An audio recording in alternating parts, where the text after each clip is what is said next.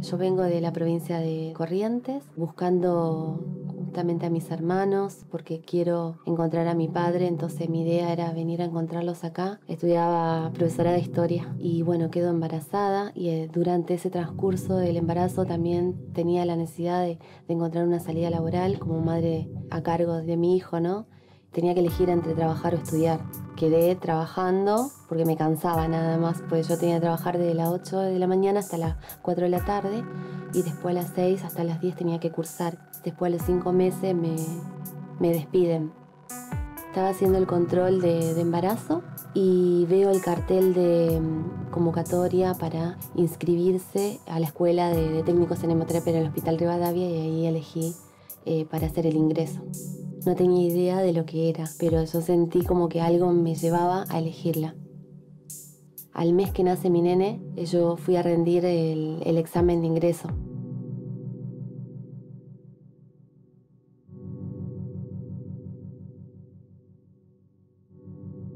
Soy Carolina Baldovino, técnica en hemoterapia. Mi grupo y factor sanguíneo es B positivo.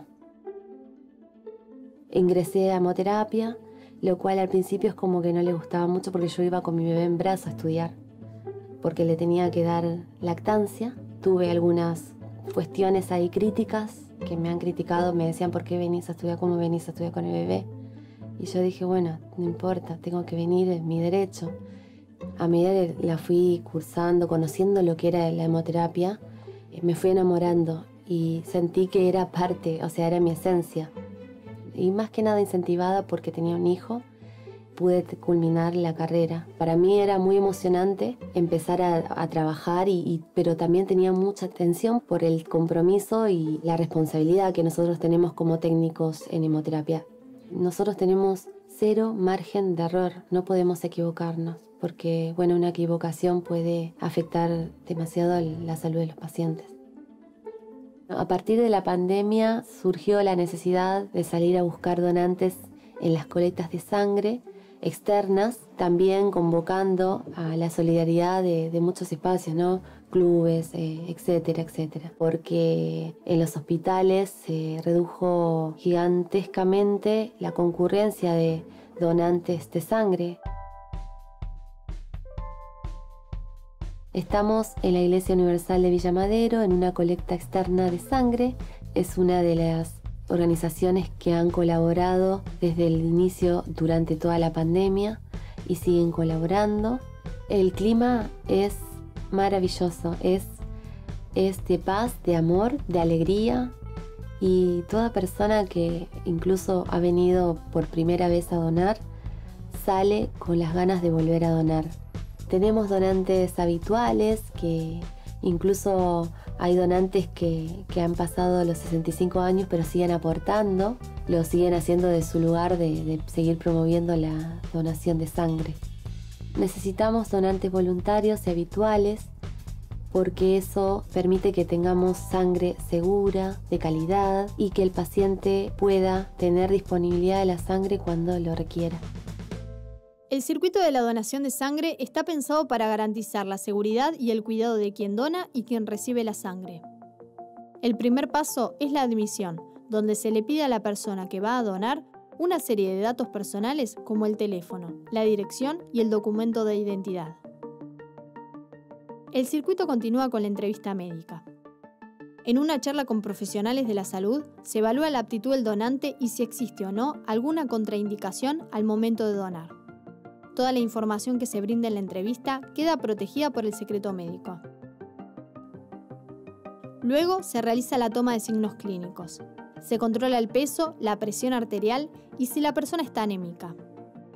Para esto se hace un pequeño pinchazo en el dedo y se extrae una gotita de sangre. Una vez que se determina que la persona cumple con los requisitos y está en buen estado de salud, llega el momento de donar sangre.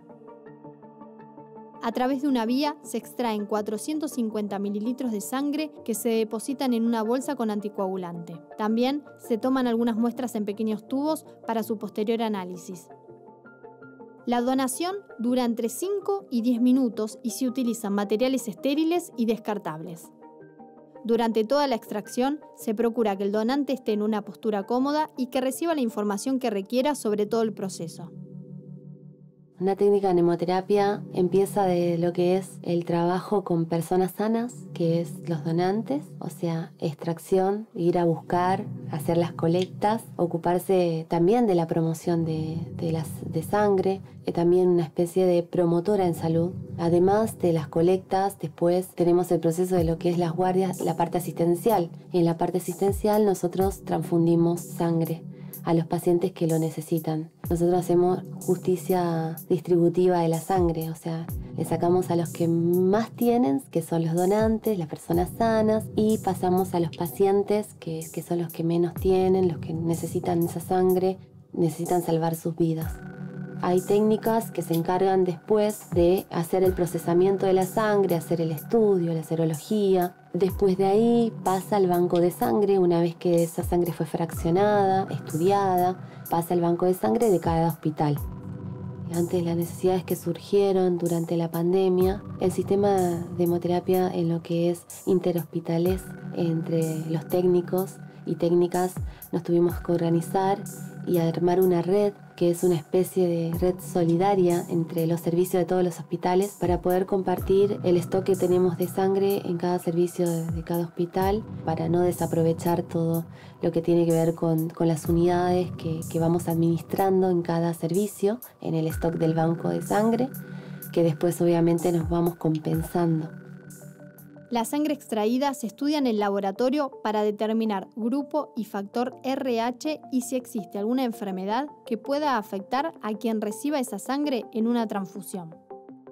En el laboratorio se buscan enfermedades como sífilis, hepatitis B y C, brucelosis, Chagas, HIV, HTLV 1 y 2. En caso que se detecte alguna de ellas, la sangre es descartada y se vuelve a convocar a quien la donó para brindarle información, realizar algunos controles médicos y orientarlo en una adecuada atención.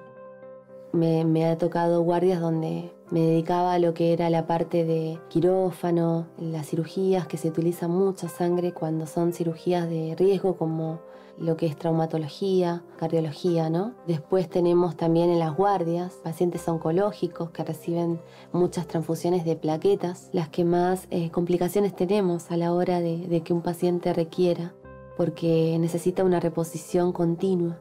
Las plaquetas duran 5 días, los glóbulos rojos hasta 35 días y el plasma hasta 1 año.